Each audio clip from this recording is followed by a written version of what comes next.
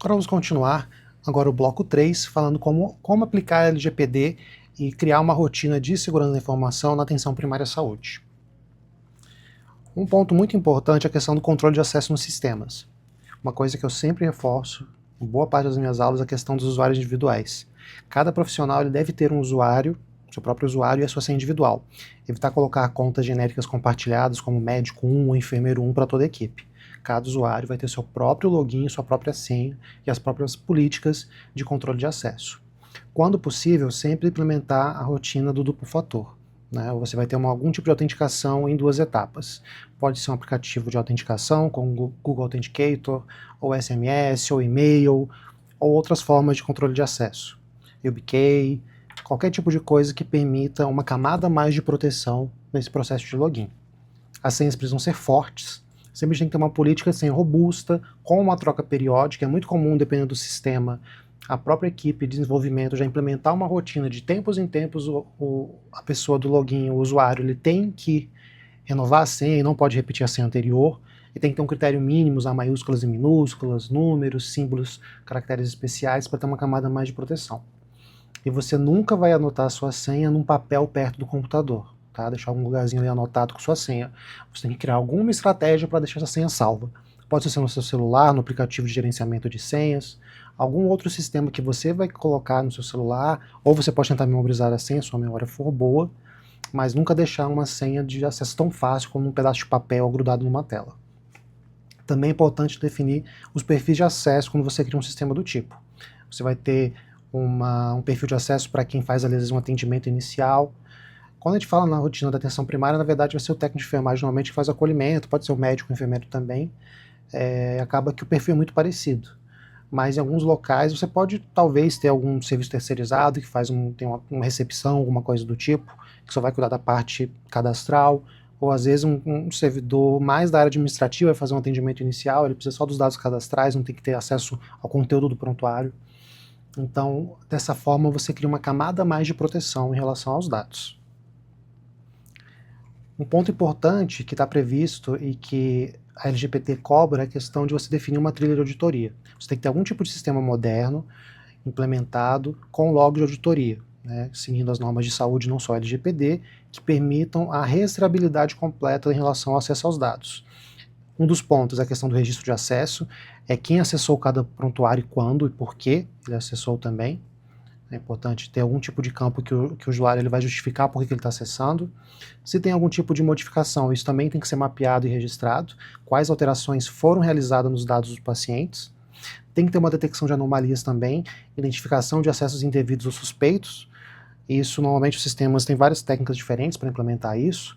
Normalmente a equipe de desenvolvimento tem que se atentar a implementar alguma coisa assim.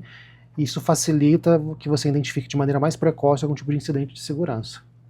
E é sempre importante também a questão da demonstração de compliance, você ter uma rotina de auditoria interna e externa e ter uma cultura de investigação no caso de qualquer tipo de incidente de segurança. Né? Nada de abafar a situação, não divulgar, não investigar. Se acontecer algum tipo de vazamento de dados, algum incidente de segurança, isso tem que ser investigado.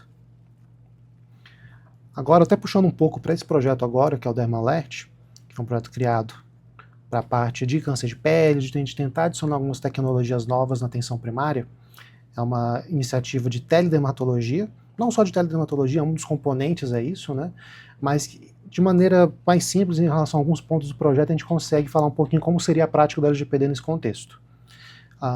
O projeto ele tem que definir exatamente quais dados são coletados, então você vai ter um questionário personalizado definido em relação a quais dados estão sendo coletados e por quê, e também tem um processo de fotografia das lesões.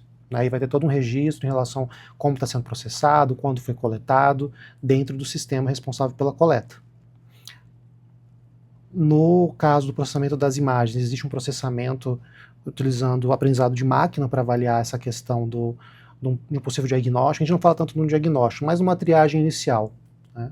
Em alguns casos, a gente pode até associar um dermatologista para fazer uma avaliação remota daquelas imagens, para facilitar o processo de classificação das imagens. E, dependendo do termo de consentimento do andamento da pesquisa, esses dados podem ser compartilhados para a pesquisa e para um aprimoramento do algoritmo. Você pode criar um dataset mais atualizado em relação às lesões de câncer de pele, isso tudo sendo feito de acordo com a LGPD e outras normas. O termo de consentimento, isso aqui não é exatamente todos os trechos, tem só alguns pontos do termo de consentimento do ThermoAlert, mas tem algumas coisas que são sinalizadas nesse termo de consentimento. É colocado que existe essa questão da análise por algoritmo de IA, lembrando que assim, IA popularizou muito com os LLMs, ChatGPT, Cloud, mas desde muito antes disso a gente já usa machine learning, as redes neurais convolucionais, outras técnicas de machine learning, bem antes de a gente pensar nessas IAs mais conhecidas publicamente. Então aqui a gente está falando de IA não se restringindo a modelos de LLM, mas outros modelos que a gente utiliza há mais tempo. E tem que deixar claro qual técnica também que a gente vai estar utilizando. E a gente sinaliza também que pode existir uma eventual avaliação por dermatologista remoto para apoio diagnóstico. Como no processo de utilização das técnicas de machine learning, a gente acaba precisando ter um rótulo para as imagens, às vezes se faz necessário esse tipo de papel, ou de um dermatologista remoto, ou do próprio profissional que já iria realizar o laudo daquele exame na atenção primária, não na atenção primária na verdade, mas na atenção secundária. A partir do momento que o paciente fosse encaminhado para a atenção secundária, ele já vai fazer, de certa forma, a criação de um rótulo da imagem, mas isso pode ser feito de maneira remota também a partir das imagens. É definido também quem vai ter acesso às imagens, vai ser a equipe do ThermoAlert, o desenvolvimento, os médicos especialistas vinculados, a equipe da atenção primária responsável, quem da equipe vai ter acesso. A questão da segurança.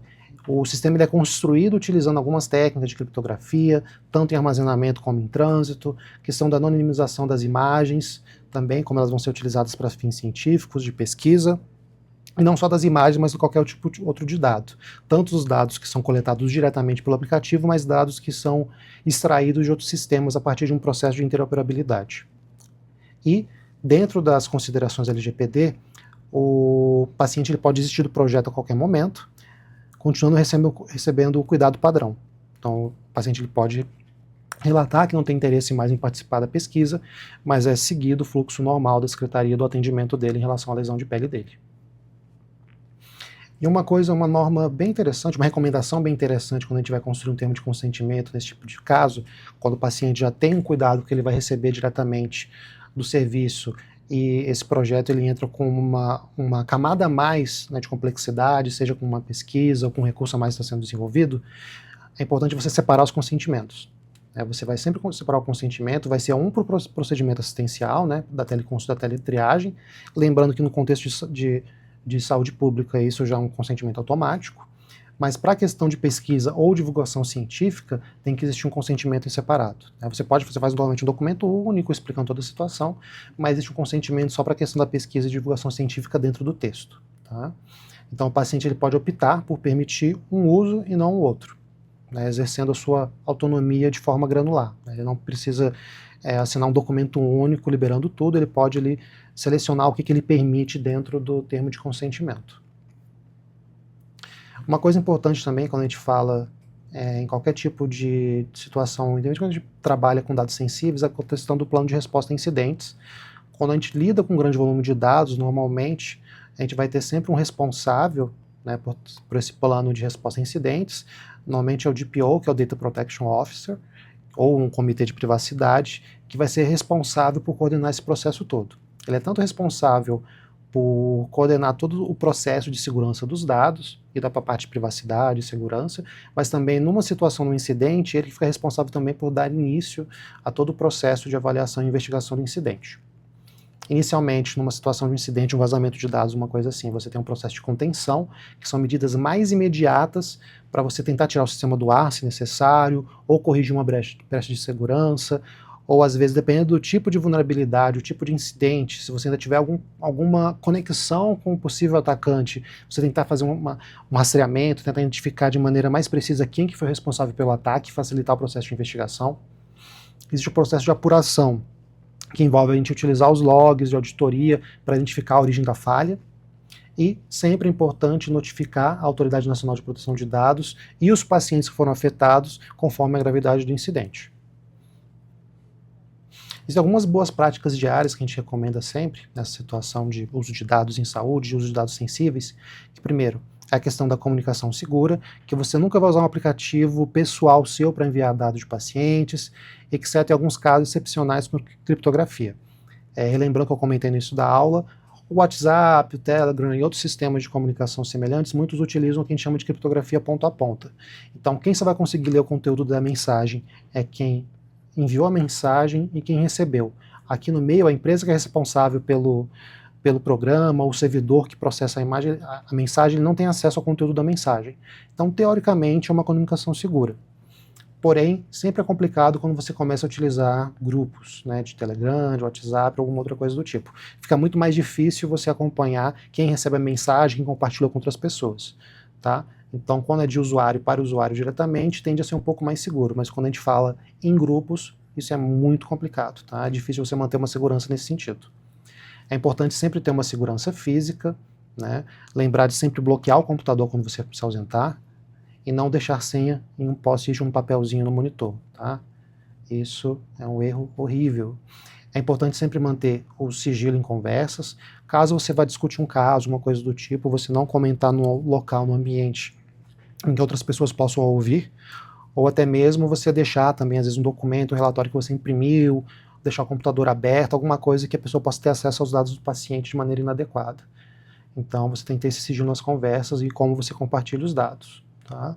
E tem a questão toda das atualizações, manter os softwares atualizados, usar antivírus, fazer backup regular dos dados. Isso normalmente é mais para a equipe de TI, de infra, que vai ficar responsável por isso. Tá? Normalmente não é uma preocupação direta do usuário, mas se ele identificar alguma coisa, alguma vulnerabilidade, alguma situação que ele identificou que essas normas, essas boas práticas não estão sendo cumpridas, é importante você comentar com o seu gestor e tentar ajustar essa situação, tá? Cobrar que isso seja feita uma correção em relação a isso.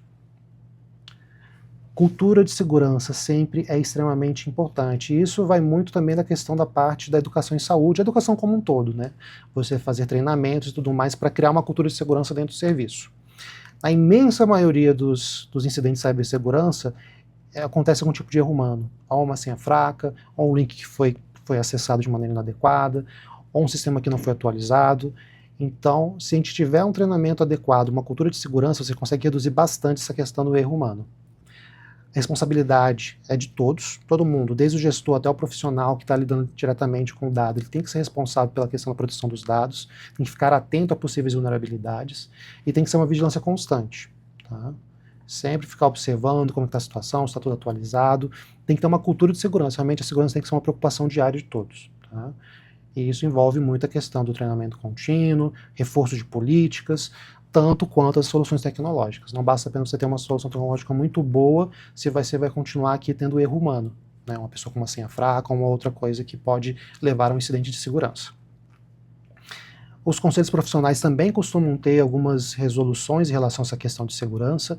No caso do Conselho Federal de Medicina, você tem essa resolução de 2314 de 2022, que fala especificamente sobre a telemedicina, mas ela já traz um pouco a questão toda de confidencialidade, de privacidade, de integridade dos dados de acordo com a LGPD, em conformidade, vai mencionar a questão dos certificados digitais, a questão da auditabilidade dos acessos e o armazenamento seguro. Né? Então são todos pontos que não é um documento específico em relação à segurança da informação em saúde, mas é uma norma que fala de um componente muito importante da tecnologia em saúde, que é a telemedicina, a telesaúde, já traz alguns pontos de atenção quando a gente fala em segurança da informação em saúde.